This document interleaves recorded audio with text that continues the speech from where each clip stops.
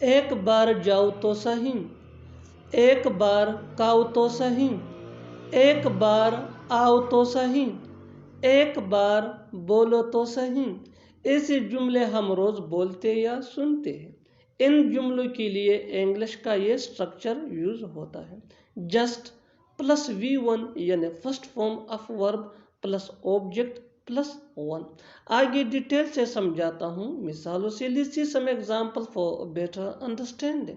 ایک بار جاؤ تو سہی، just go once, just go once.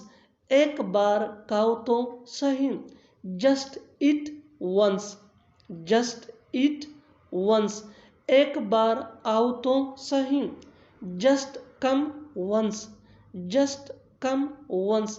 اس فارمولے کو سیکھنے کے بعد آپ بھی ایسے جملے بآسانی انگلش میں بولنے اور لکھنے کے قابل ہو جائیں گے۔ ایک بار بولو تو سہی، just speak once, just speak once. اور آخر میں یہ سینٹنس آپ کے لیے کامنٹ سیشن میں اس کا جواب ضرور دینا: ایک بار سنو تو سہی، ایک بار سنو تو سہی۔